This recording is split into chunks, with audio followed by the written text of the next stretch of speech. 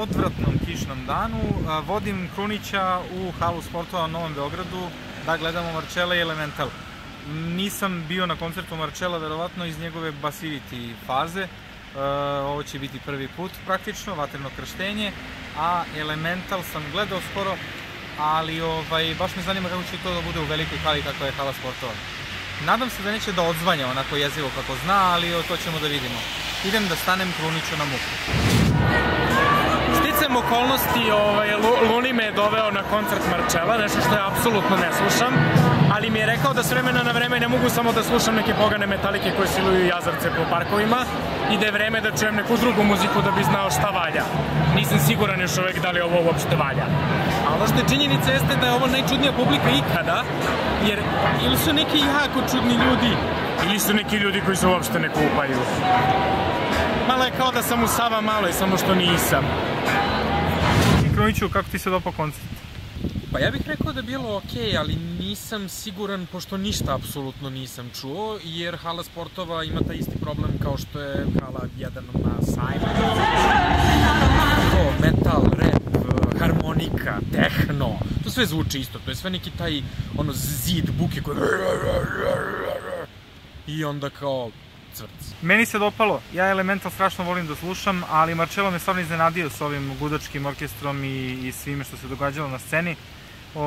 To nisam očekivao, ali valjda tako i biva na velikim beogradskim koncertima, zar ne? Mislim da je bilo okej. Skroz okej. Osim hale sportova.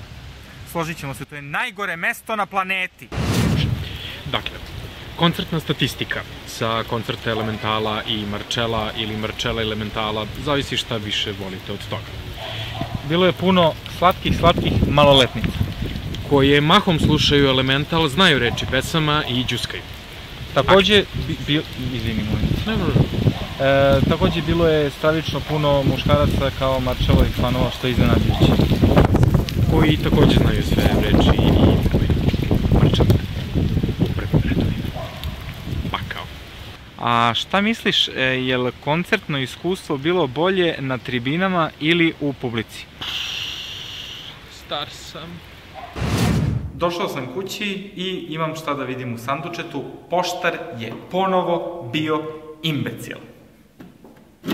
Da demonstriram.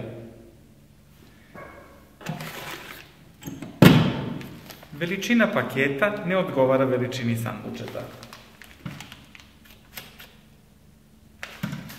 U svakom slučaju, znam šta se u ovom paketu nalazi i sada idemo u stan da ja to lepo otpakujem i onda ćemo da konzumiramo. Orko evo hoće da mi pomogne da otvorim paket, međutim ja sam već to donekle i uradio. A u paketu je poklon od Pionira. Galeb čokolada sa ukusom negro bombona. Ja sam se na Twitteru pre neki dan šalio i napisao sam kako bih morao da probam tu čokoladu, ali pošto sam na dijeti, daću nekom drugom da je proba. I evo, napisali su moje ime i poslali su mi čokoladu i sada će morati da je proba Krunić.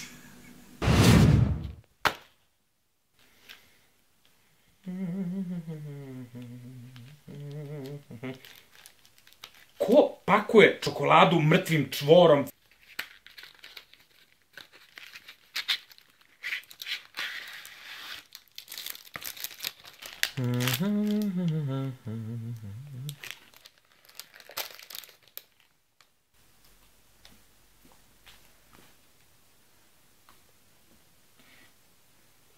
Orka i mene zanima kakav je ukus.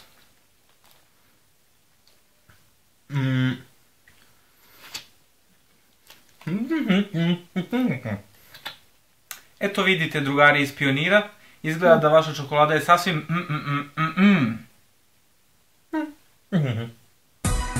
Dve srpske reči za vas. Share i subscribe.